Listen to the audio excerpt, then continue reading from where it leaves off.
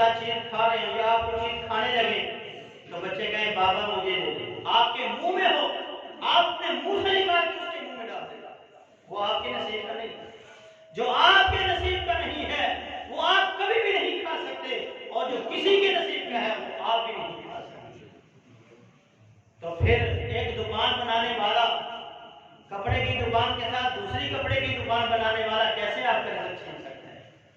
نہ آپ کسی کا چھین سکتے ہیں، نہ کوئی دوسرا آپ کا چھین سکتا ہے۔ اگر کوئی ایسا زبردستی کرے گا، ظلم کرے گا، تو وہ قیامت کے دن مجرم ہوگا اور اس کا حساب اس کو دینا ہوگا۔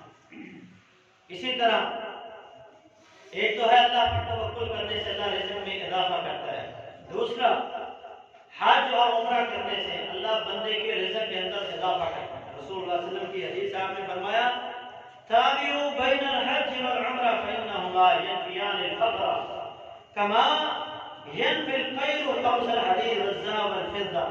جس طرح سونار کی پھٹی کے اندر سونے کی میل کچیل کو الگ کر دیا جاتا ہے، اسی طرح حج اور عمرہ کرنے سے انسان کے گناہ بھی ختم ہو جاتے ہیں اور اس کی فقیری اور محتاجی بھی ختم ہو جاتی ہے۔ اس لیے ہم نے کہا بار بار عمرے کرو، بار بار حج پہ جاؤ۔ ہمارے یہاں بڑا مشہور ہے، کوئی ایک بندہ ایک دفعہ حج کر لیتا ہے، عمرہ کر لیتا ہے، دوسری بار جائے تو لوگ اس کو کہتے ہیں غریبوں کی بیٹیوں کی شادی کرو، فلاں کرو، ٹھیک کرو، یہ کرو، وہ کرو۔ کہتا ہے ایک دفعہ کر لیا بس اتنا بڑا نہیں، وہ کہتا ہے اگر یہ مال آپ نے وہاں لگانا ہے تو یہاں کسی پہ لگائے۔ اللہ کے بندو جب اس کا رزق کے اندر اللہ اور برکت دے گا، جب اس کا رزق بڑھے گا تو پھر وہ کیا غریبوں کی بیٹیوں کی شادی نہیں کرے گا؟ کیا وہ غرباء مساجد مساکین پہ نہیں خرچ کرے گا؟ کرے گا۔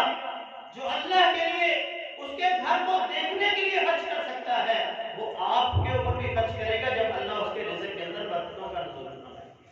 تو جو بندہ بار بار حج اور عمرے پر جاتا ہے اس بندے کے رزق کے اندر بھی اللہ رب العالمین برکتوں کا نزول فرماتے ہیں۔ اسی طرح جو بندہ استغفار کرتا ہے، استغفر اللہ واتوب الیہ، استغفر اللہ الذی لا الہ الا هو الحی القیوم واتوب الیہ، سید الاستغفار۔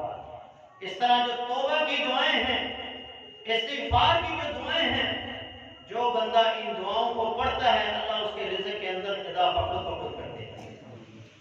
سورہ نوح ہے، اور ایک اور مقام پہ اللہ رب العالمین نے حضرت نوح علیہ السلام کا مکالمہ پیش کیا ہے۔ وہ اپنی قوم سے کہنے لگے فَقُلْتُ اسْتَغْفِرُوا رَبَّكُمْ إِنَّهُ كَانَ غَفَّارًا، توبہ کرو میری قوم کے لوگوں، اللہ سے اپنے رب سے بخشش مانگو، وہ بڑا غفور رحیم ہے۔ یُرْسِلِ السَّمَاءَ عَلَيْكُم مِّدْرَارًا، اگر تمہارے اوپر قحط ہے، بارشیں نہیں ہو رہی، پانی کی کمی ہے، استغفار کرو، اللہ بارشوں اور بادلوں کو بھیجے گا، وہ تمہارے اوپر برسیں گے، موسلادھار برسیں گے، اور اس سے اللہ تمہارے رزق کے اندر برکتیں نازل فرمائے گا۔ وَيُمْدِدْكُم بِأَمْوَالٍ وَبَنِينَ، اللہ تمہیں بیٹے بھی نوازے گا، بیٹوں سے بھی نوازے گا، اللہ تمہیں مال سے بھی نوازے گا۔ وَيَجْعَلْ لَكُمْ أَنْهَارًا، اور اللہ تمہارے لیے نہری نظام بھی بہتر بنا دے گا، تمہاری نہروں میں بھی پانی ہوگا، تمہارے مال بھی بڑھیں گے، تمہیں اللہ بیٹوں سے بھی نوازے گا، شرط یہ ہے کہ تم استغفار کرو۔ رسول اللہ صلی اللہ علیہ وسلم